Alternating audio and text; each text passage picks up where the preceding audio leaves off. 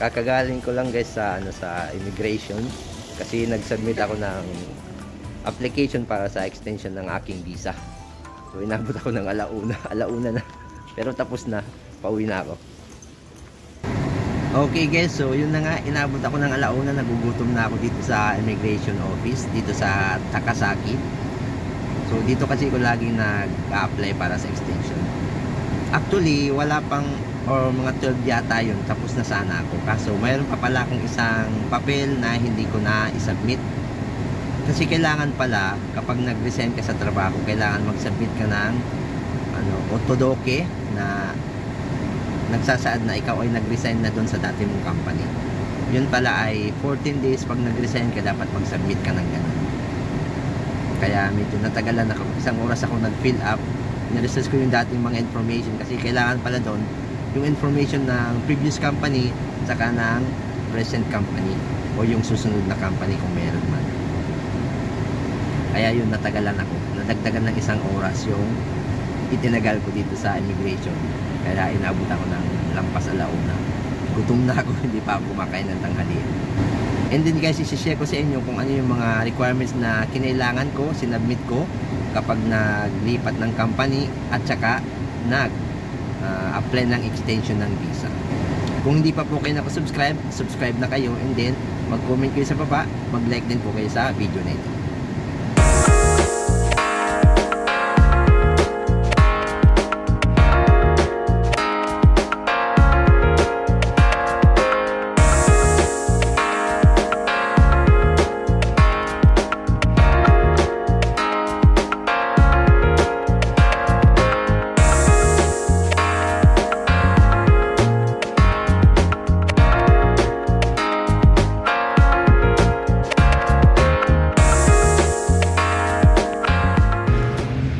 Dito na lang ako guys kumain sa Yoshinoya. Ito kasi yung pinakamalapit dun sa may immigration. 5 minutes drive. Kaya dito ako kumain, Yoshinoya. 1 hour later. Okay guys, so ito na nga yung aking mga requirements. So mayroon akong listahan ng mga requirements. Dati ko pa itong ginawa noon, yung last year na pag-apply ko ng extension. So dalawang klase yung requirements. Yung requirements na galing sa sarili natin, mga information, saka mga papeles natin, at saka galing sa company na pinagtatrabahuhan natin. So yung mga requirements na kailangan nating i-prepare personally ay yung application form for extension of period of stay. So 2 page yon na kailangan nating fill upan ng mga information natin personally. And then pangalawa yung picture, photograph, 4 by 3 cm yung size nya. And then passport, saka residence card. Yung dalawang yon, kailangan mong i-present yun, ipakita lang, din i-check lang nila yun, din ibabalik din. And then Juminhyo or residence certificate. And then Juminsei Shomeisho, tsaka No Sei Shomeisho. So itong tatlong to ay makukuha natin sa City Hall. Juminhyo, Juminsei Shomeisho, tsaka No Sei Shomeisho. Sa City Hall yan kinukuha. And then yung sa company naman natin, so yung kailangan natin ay maghingi tayo sa company ng itong mga requirements na to. So dahil ako ay nag-change ng company, nag-change ng employer, so medyo marami-rami yung kailangan kong hingiin sa company or sa employer. So una yung application form for extension of period of stay. So 2 pages din yun na kailangan fill upan naman ng company, yung mga information nila, yung pangalan nila, address, and then yung mga company registration, saka yung iba pang mga information. And then kailangan din natin ng Rodo Keiyakusho or yung kontrata natin, yung bagong kontrata, kasi nga nag-change ng company tayo, meron tayo dapat bagong kontrata. And then ito, importante to ay yung Tokibo Tohon. So kailangan din natin maghingi ng ganitong papeles, yung Tokibo Tohon sa company natin.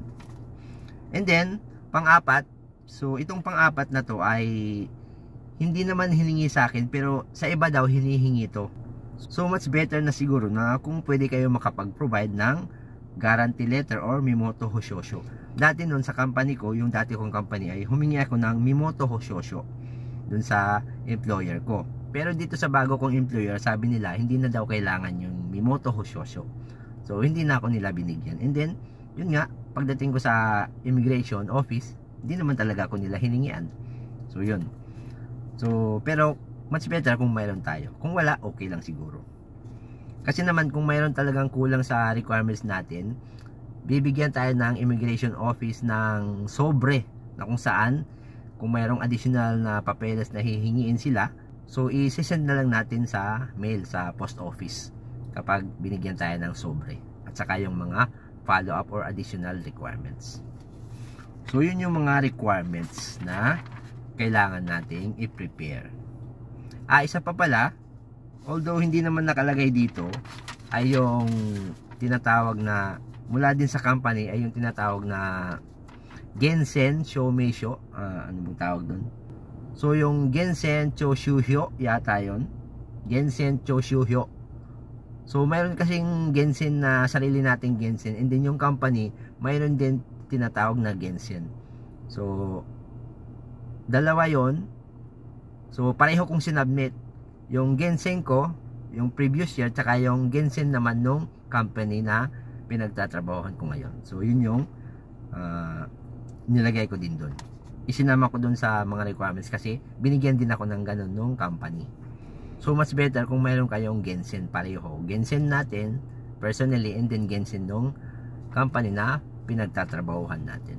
So tingnan nyo na lang sa link sa baba. Mayroon akong mga ilalagay dyan na mga requirements, yung complete na requirements, para matingnan nyo kung ano ba talaga yung mga kailangan. And then maglalagay din ako ng mga link sa baba para kung mayroon kayong gustong i-download tulad nitong application form, lalagay ko yung link sa baba para ma-download nyo yung mga application form at i-print nyo na lang sa mga convenience store, or kung mayroong printer kayo, i-print nyo na lang personally.